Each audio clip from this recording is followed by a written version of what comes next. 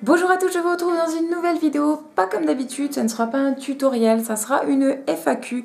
Donc en fait, vous êtes beaucoup à me poser des questions de plus en plus et ça fait 1 an que je dis que je vais la faire et je ne l'ai toujours pas faite. Donc c'est parti, on la fera en même temps que je vais faire mon petit sapin de Noël pour l'atelier. Et puis c'est parti. Donc on commence avec le commentaire de Larousse Bouquine. Coucou, voilà mes questions. Quand est venue la passion de la Fimo? Alors elle m'a posé 1, 2, 3, 4, 5, 6 questions, donc on va y répondre. Donc comment ça m'est venu? Tout simplement, je l'ai déjà expliqué plusieurs fois normalement, si je me souviens bien. En fait, j'ai toujours été dans le loisir créatif et je cherchais tout simplement de quoi m'occuper parce que quand j'étais en BTS, même en terminale je crois, même. Je sais plus quand est-ce que je sais plus quand j'ai commencé exactement à quel moment dans ma vie ça a commencé, je ne sais plus trop, mais c'était il y a 4 ou 5 ans, donc ouais, normalement je pense que j'étais en BTS voire en terminale. Et je cherchais de quoi réaliser des petites choses, parce que j'ai toujours dessiné ou des choses comme ça, je peignais, je dessinais, et voilà, donc du coup ça me manquait. Clairement, je m'ennuyais. Et du coup, j'ai cherché et je suis tombée par hasard sur un site qui vendait des gourmandises en bijoux. Et le truc, c'est que, il faut dire ce qui est, c'est que ça coûtait extrêmement cher. Je crois que j'avais trouvé un collier en cupcake, mais qui coûtait genre 35 €. Et je me disais, mais c'est super joli et je voulais l'acheter. Et après, je me suis dit, attends, comment il est fait? Ça a l'air d'être du fait main ou des choses comme ça. Donc du coup j'ai cherché. Et puis j'ai vu qu'en fin de compte c'était de la pâte Fimo. Donc je ne connaissais pas. Et donc j'ai regardé tout simplement sur internet. Et puis voilà, c'est comme ça que c'est venu. Donc voilà, j'ai découvert la Fimo comme ça. Et je suis devenue passionnée tout de suite parce qu'on pouvait vraiment créer tout ce qu'on voulait. Ensuite, elle me demandait, est-ce que ça te dirait les USA appellent les trades? Alors là, je ne sais pas du tout ce que sont des trades. Donc ça, je ne pourrais pas répondre. Donc si vous savez, n'hésitez pas à me le dire en commentaire. Ensuite, as-tu beaucoup d'abonnés d'un coup ou c'est venu petit à petit? C'est venu petit à petit. Donc après, tout dépend les collabs ou les choses comme ça que j'ai eu. Par exemple, récemment, il y a eu la collab avec... la chaîne Studio Bubble Tea, qui fait que ça a franchement boosté mes abonnés. Et donc, non, ça monte quand même petit à petit. Après, il faut alimenter, avoir de bonnes qualités vidéo. Ça, j'ai déjà fait des vidéos sur ça, je ne vais pas revenir là-dessus. Mais voilà, il y a moyen de faire quelque chose et ça, après, c'est à vous de voir, quoi. Donc, mais il faut bien s'organiser, essayer d'être le plus professionnel tout de suite. Et comme ça, vous aurez une chaîne qui marche plus rapidement. Après, il faut essayer de trouver du contenu que d'autres personnes n'ont pas déjà fait. Comme ça, vous gagnez un peu plus de... Comment on pourrait dire? Vous allez toucher plus de monde ou beaucoup plus de nouvelles personnes parce que les gens veulent des nouveautés. Il y en a beaucoup qui recopient ce que les autres font déjà. Ensuite, comment t'appelles-tu dans la réalité? Donc je m'appelle Jessica. Et ensuite, que je ne me trompe pas, as-tu un métier? Penses-tu qu'on peut réellement vivre de ces ventes Fimo? Alors oui, j'ai un travail et j'ai changé il y a 2 mois et demi. Et donc là, je suis en formation pour être opératrice sur commande numérique. Donc en fait, voilà. Donc si on peut vivre réellement de ces ventes Fimo, oui, clairement on peut, mais il faut vraiment faire très souvent, renouveler ses stocks, faire des choses complètement à part des autres, je pense. Il faut réussir à se démarquer. Et j'essaye de me lancer un peu là-dedans, mais il faut mettre énormément de son temps pour essayer de se lancer dans ce genre de... Comment on pourrait dire, de projet pour en vivre. Et moi, j'ai pas du tout le temps. Et je préfère consacrer mon temps à YouTube. Clairement, en ce moment, c'est ça, que mes bijoux, parce qu'il y a tellement de copiage, des choses comme ça. Clairement, des gens qui vont recopier à l'identique vos créas ou des choses comme ça. Et j'ai pas envie de me lancer dans des délires comme ça. Ensuite, que pense ton entourage de cette passion et de ta chaîne? Et mon entourage, écoutez, mes parents sont contents que je fasse ça, ils trouvent ça super joli. J'ai ma petite soeur qui me suit ou des choses comme ça. Mais enfin c'est voilà, c'est des vidéos sur YouTube quoi, c'est pas sensationnel, hein, faut dire ce qui est. Mais il y en a beaucoup qui s'y intéressent ou qui ne savaient pas encore il y a un mois ou deux, et puis du coup voilà. Ensuite, des idées de vidéos. Quelles sont tes sources d'inspiration? Voilà, je pense avoir fait le tour. Alors, des idées de vidéos, oui, j'en ai quasiment tout le temps. J'ai un post-it qui doit faire, je sais pas, sur l'ordinateur, il a à rallonge. Hein, et je note tout ce que je veux faire, sauf que la plupart du temps, je mets du temps à les faire. Et du coup, les autres gens y ont pensé. Du coup, enfin voilà. Bref. Et je ne les sors pas toujours au bon moment. Là par exemple j'avais tourné cette FAQ il y a un mois et j'ai perdu le fichier, je ne sais pas du tout où il est, où il y a eu, je sais pas. Et du coup je suis obligée de la retourner. Et donc j'en profite pour redécorer mon sapin, mais je pense que si ça continue comme ça, je ne vais pas avancer beaucoup. Mes sources d'inspiration, essentiellement pour les gourmandises, c'est tout ce qui est le meilleur pâtissier ou autre, ça m'inspire, un truc de ouf, franchement j'adore. Et après ça va être sur Pinterest pour tout ce qui est décoration ou quoi. Par exemple mon mobilier, je vais vous mettre le lien juste ici, pour faire un mobile pardon, pour enfants, que j'avais vu sur Pinterest, et en fait j'ai redécoré un peu. Par exemple les pompons c'était des vrais pompons, et moi j'ai préféré faire des autres pompons, enfin ou des choses comme ça, voilà. C'est tout bon pour ce petit commentaire là. Ensuite j'en ai plein, alors lequel? Lauriane Jaden, tu préfères de la Fimo soft, classique ou effect? Alors, étant donné que ça a changé récemment, je dirais que je préfère une autre marque que la Fimo. Parce que la Fimo c'est plus possible, clairement, franchement c'est plus possible. Je vais brancher ça avant. Donc alors, la Fimo, sinon pour vraiment choisir, ça sera vraiment la Fimo soft et effect. Et enfin après ça n'existe plus la classique, mais sinon ça sera plus la Fimo Kids et la Effect. Du coup maintenant, parce que les autres c'est juste plus possible. Quand vous prenez l'ocre, c'est une catastrophe quoi, clairement. Il y en a beaucoup qui me disent oh bah non moi elle est bien et tout. Bah moi écoute, franchement écoutez, non c'est plus possible quoi. Le pain aura beau être neuf, c'est plus possible. Bref. Ensuite on a mini tuto. Quelle est la plus longue création que tu aies faite? Et bien la plus longue création que j'ai faite, bonne question. Je crois que c'était ma petite, comment elle s'appelle, ma petite poupée là. Oh je ne sais plus. Je ne sais plus du tout comment elle s'appelle. Les petites poupées japonaises que j'avais refaites. Je vais vous mettre le lien juste ici, comme ça vous pourrez aller voir. J'ai oublié le nom, pardon. Et ça, je pense que ça m'avait pris 5 heures, je crois. Oh, je sais plus exactement. Et ça, c'était hyper long. Mais j'aimais beaucoup le résultat. Ensuite, on a la petite Lolo fimoteuse. Depuis combien de temps fais-tu de la fimo? Alors, je vais dire clairement, je sais même pas en fait. Je crois que ça doit faire à peu près 4 ans et demi, peut-être. Je me trompe, hein, je suppose. Je sais pas exactement, franchement, depuis combien de temps je fais ça. Je ne sais plus du tout. Voilà, que je ne me perde pas. Ensuite, elle a plusieurs questions aussi. Hein. Comment as-tu découvert la Fimo? Donc j'en ai parlé juste avant, comme quoi j'avais cherché sur un site comment faire de nouveaux loisirs créatifs, et j'étais tombée sur quelque chose de très gourmand. Fais-tu d'autres loisirs créatifs? En ce moment, pas du tout.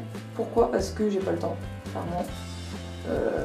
YouTube et mon travail me prennent tout mon temps, donc c'est juste pas possible. Donc voilà. Sinon, avant je faisais, voilà, comme j'ai dit, de la peinture. J'ai essayé d'apprendre les techniques de peinture, également apprendre à dessiner des mangas, enfin plein de petites choses comme ça. J'étais vraiment... Et je suis toujours passionnée de manga d'ailleurs, on peut dire ce qui est. J'adore, toujours. Vas-tu refaire un live? Oui, très certainement, je ne sais pas quand. Mais oui, hein, je vais en refaire, ça vous inquiétez pas. Il n'y a aucun souci. Ensuite, Miss Libellule, quel est ton youtubeur de Fimo préféré? Alors, mon youtubeur Fimo préféré, déjà youtubeur au masculin, je ne sais pas du tout, parce que